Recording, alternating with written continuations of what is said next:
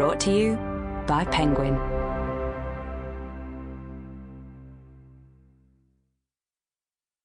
The Passing Playbook by Isaac Fitzsimons. Read for you by Jamie K. Brown. For my mother, what an adventure it has been. And for trans, non-binary, gender creative, and gender fierce youth, you are seen. You are precious. And you are so, so loved. 1. Spencer's morning went to hell when some asshole on a dirt bike swerved in front of Mom's Subaru. Mom slammed on the brakes and flung her arm across Spencer's chest, despite the fact that he was wearing a seatbelt, and even if he weren't, it's not like her arm would keep him from hurtling through the windshield and becoming sausage meat. At least she'd already finished her coffee. The last thing he needed was to spend all day smelling like the inside of a Starbucks. Is everyone okay? Mom twisted around to check on Theo in the back seat, but his eyes remained glued to the nature show playing on his tablet. Spencer was impressed by how nothing seemed to faze his little brother.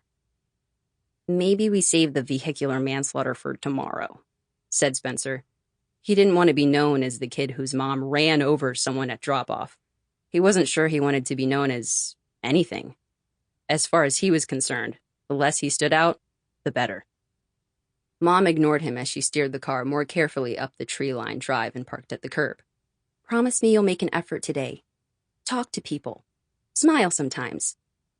She tugged on one of his earbuds, pulling it out of his ear. A muffled da-da-da-dun, da-da-da-dun from the song he was listening to trickled out into the car. It wouldn't kill you to be more social. It might. Mom's jaw clenched. That's not funny, Spencer. Not after last year. Too soon? Said Spencer.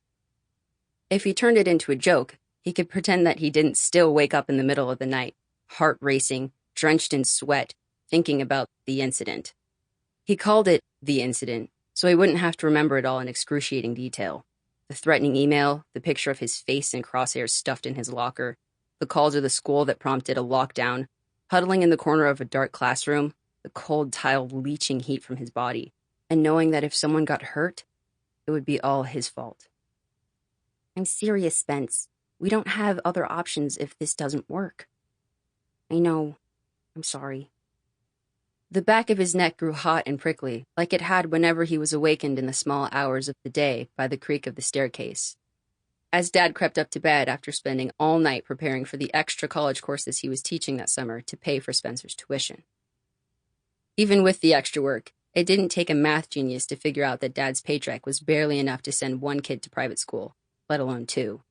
So after 2 years in a Montessori program, his little brother, Theo, who was autistic, had to go to public school for the first time. Theo had spent his summer stretched out on the living room carpet in front of the TV, watching anything and everything with the word planet in the title. Spencer wasn't sure how well an encyclopedic knowledge of the mating behavior of amphibians, called amplexus, according to Theo, would go over with other 8-year-olds. Hey, what's with the face? Asked Mom. This is going to be a great year for both of you, she added, reaching around to pat Theo on the knee. Spencer picked his backpack up off the floor and squeezed it to his chest. He reached out to open the door when Mom said, Are you sure you want to keep that there? She pointed at the I'm here, I'm queer, get over it pin on the front pocket. Spencer's fingers brushed over the pin. He'd had the same conversation with Aiden over the phone last night. Think of it as a test, Aiden had said. If someone makes a big deal out of it, you'll know to steer clear. Besides, how else will you find the other queers? I'm just saying, continued Mom. It's a bit provocative for your day one. Why don't you wait and see how the QSA meeting goes first? That's today, right? Spencer nibbled his bottom lip. Last night, he had agreed with Aiden, but now, seeing the glittery rainbow letter sparkling in broad daylight, the idea of walking into the building with it on felt like sticking a target on his back. Sure, Oakley might brag about being the most liberal school in the county. After all, that's why they'd chosen it. But it was still in rural Ohio, where just that morning they'd passed by half a... Sample complete. Ready to continue?